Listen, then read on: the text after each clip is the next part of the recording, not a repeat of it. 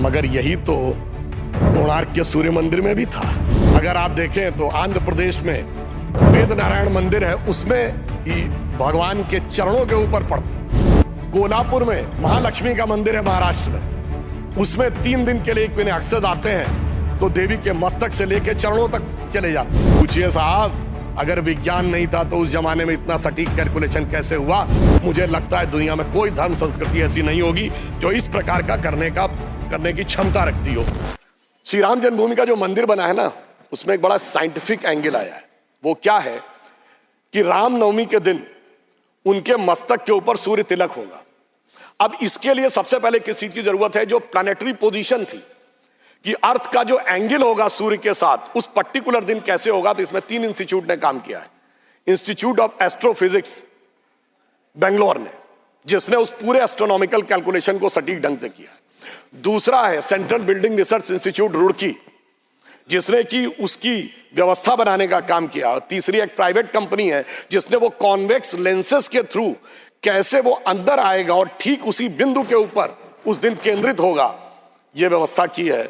मगर मैं अपने विरोधियों को बताना चाहता हूं, आज तो एस्ट्रोफिजिक्स का इंस्टीट्यूट है, आज तो हमारे पास इतनी टेक्नोलॉजी है, मगर यही तो कोणार्क के सूर्य मंदिर में भी था।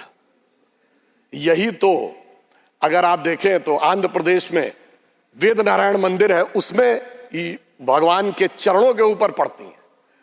कोल्हापुर में महालक्ष्मी का मंदिर है महाराष्ट्र में, उसमें 3 दिन के लिए एक महीने अक्सर आते हैं तो देवी के मस्तक से लेकर चरणों तक चले जाते हैं।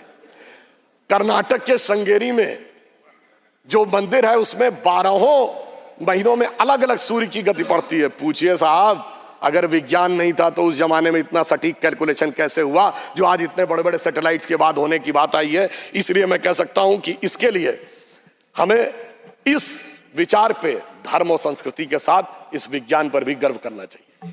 वैसे मैं एक और बात कहना चाहता हूं,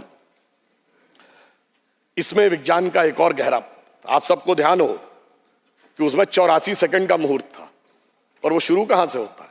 अगर आपने कभी भी उसको सुना हो, लोग को तो क्या कहते हैं, ब्रह्मा आयु द्वितीय परार्धे, द्वितीय परार्ध ब्रह्मा की आयु मतलब 155 ट्रिलियन ईयर्स। वैसे बिग बैंग थ्योरी कहती है कि 14 बिलियन ईयर पहले दुनिया बनी। तो मैं बता देना चाहता हूं कि जेम्स वेब टेलीस्कोप ने जो नई फाइंडिंग की है उसमें बहुत सी गैलेक्सीज ऐसी आई हैं जो 14 बिलियन से आगे की आ रही हैं। तो now that theory has become debatable. फिर वहां से आते हैं श्वेत वाराह कल्पयानी 1.97 बिलियन ईयर्स, फिर आते हैं वैवस्वत मनवंतरे, फिर आते हैं कलयुग यानी 5125 ईयर्स, फिर आते हैं विक्रम संवत में 2081 साल, फिर आते हैं वर्ष के भाग में, उत्तरायण सूर्य में, फिर आते हैं महीने में, और उसके बाद वार नक्षत्र होते हुए 84 सेकंड तक। मैं कहना चाहता हूं ये भारत की सनातन यात्रा है जो 155 ट्रिलियन ईयर से लेकर सटीक कैलकुलेशन 84 सेकंड तक का करती है। मुझे लगता है दुनिया में कोई धर्म संस्कृति ऐसी नहीं होगी जो इस प्रकार का करने की क्षमता रखती हो, वो सिर्फ हमारे यहाँ।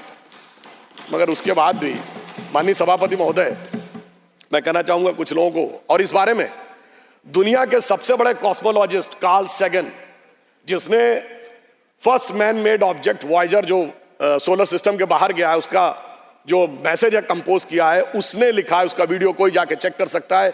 Now only the ancient calculation of Hindus matches with the modern scientific calculation, cosmological calculation.